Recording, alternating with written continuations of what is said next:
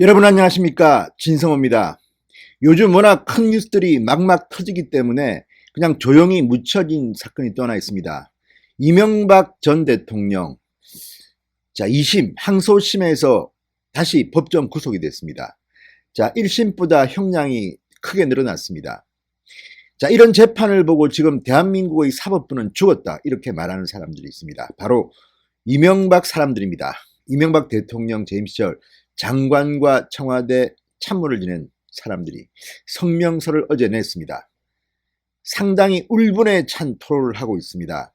요즘 김경수 경남도지사 재판도 지금 계속 연기하고 있고, 재판부도 바뀌고 있고, 판사가 바뀌고 있습니다. 어떻게 될지 모르겠다는 생각이 들고, 요즘 하는 것을 보면 이거 뭐 대한민국 재판 복골복이다, 운 좋으면 좋은 판사 만나서 제대로 재판을 받고 정치적 성향의 판사를 만나면 구속영장도 기각되고 뭐 이상하다, 어쨌든 이런 말들이 나옵니다. 물론 저는 민주주의는 법치주의라고 믿습니다. 법원의 판결은 존중되어야 합니다. 그렇지만 이런 이야기가 나오는 배경은 뭐겠습니까?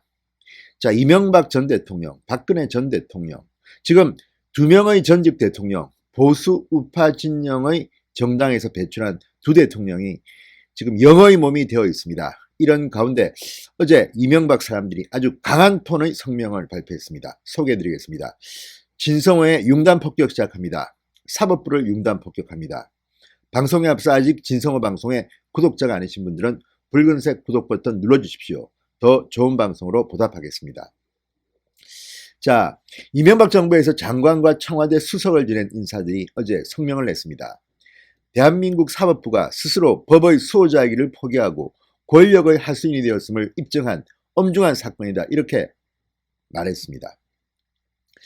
이명박 전 대통령이 법정 구속된 다음 날인 20일 이명박 정부 강요 및 청와대 수석 일동이라고 밝힌 이들은 성명 서두에서 이렇게 말했습니다. 우리는 이명박 전 대통령과 함께 나라를 위해 일했던 사람들이다. 법관의 양심과 법치주의를 믿고 성실하게 재판에 임했으나 결과는 참혹한 정치 보복이었다.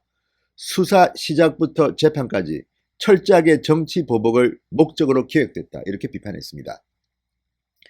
별다른 이유 없이 재판부가 변경되고 물증도 없이 진술로만 판결을 내렸다. 재판 과정에서의 불공정성도 지적했습니다.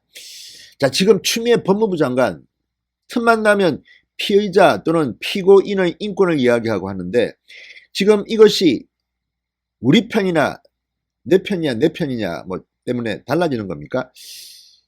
이명박 전 대통령도 똑같은 피고입니다. 그런데 물증도 없이 진술로만 판결을 내렸다. 재판 과정에서의 불공정성, 수사 과정에서도 그랬습니다. 성명서는 말합니다. 사법부는 항소심에서 세 차례나 제 입맛에 맞는 법관으로 재판부를 변경했다. 9차례나 증인선에 불응한 김백준 진술을 증거로 인정하지 않겠다고 했으나 판결에서는 그의 진술을 그대로 인정했다.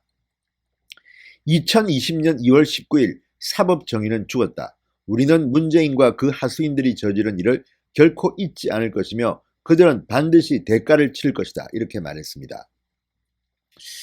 서울고법 형사 1부입니다. 부장 정준영 판사 18일 19일 특정범죄 가중처벌법상 뇌물 등의 혐의로 기소된 이명박 전 대통령의 항소심에서 징역 17년에 벌금 130억 원, 추징금 약 57억 8천만 원을 선고했습니다.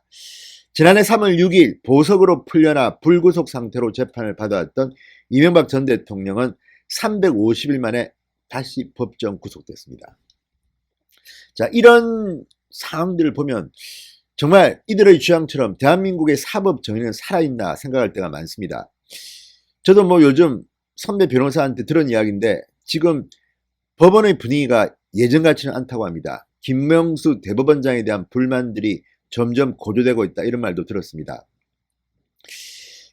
물론 뭐 김명수 대법원장 나 원칙대로 하고 있다고 주장할지는 모르겠지만 지금 진보 진영에 속했던 판사들조차도 요즘은 문재인 대통령 하야를 이야기할 만큼 분위기가 좀 바뀌고 있습니다.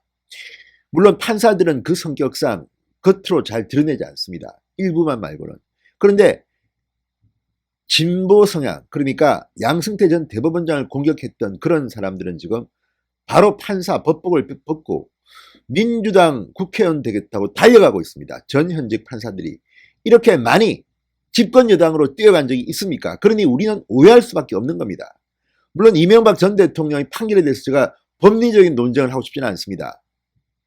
그렇지만 지금 진행되는 많은 재판들, 그리고 판사들이 보여주고 있는 저 이상한 행동들, 저게 정상이라고 보십니까? 김명수 대법원장의 모교인 부산고등학교, 저는 경남고등학교를 나왔습니다. 부산고등학교 동문들이 지금 부글부글 끓고 있습니다. 김명수 대법원장 창피하다고 공개 성명까지 내고 있습니다.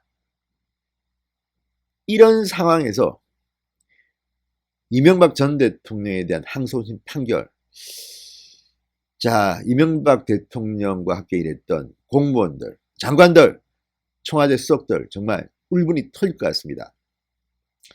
지금 진행되고 있는 이런 이상한 사법부의 움직임들 어떻게 해야 되겠습니까? 결국은 총선에서 승리하고 대통령 바꿔가지고 시간이 걸리겠지만 양심적이고 보다 중립적인 사람으로 대법원을 바꿔야 되지 않겠습니까? 저는 뭐 특정 정파를 편들라는 게 아닙니다. 뭐 보수 우파 쪽을 지지하는 것도 아닙니다. 그냥 공정하게만 해달라는 겁니다. 좌든 우든 죄를 지었으면 그게 응당한 재판을 받고 보복을 하는 그런 판결은 절대 내리지 말라는 겁니다. 자, 그리고 무엇보다도 저는 인간적인 측면에서 박근혜 전 대통령 뭐 사면 복권될 수도 없고 이제 법적인 절차가 있으니까 그래도 감옥에서 나와서 사저로 갈 수 있는 방법이 없겠습니까? 없을 수가 없습니다. 법적으로 가능한 여러 가지 방법들이 있습니다. 이명박 전 대통령도 마찬가지입니다. 전직 대통령이 이렇게 오랫동안 수감 생활을 하게 한 것, 물론 반대 진영에서는 비판하는 사람들이 많은 건 압니다. 그렇지만 적어도 이게 대한민국 국민들이 뽑은 대통령들 아닙니까? 적어도 후속 상투만은 면하게 박근혜 전 대통령, 이명박 전 대통령 되었으면 좋겠습니다. 이건 제 개인적인 바람입니다. 진성호의 융단 폭격이었습니다. 여러분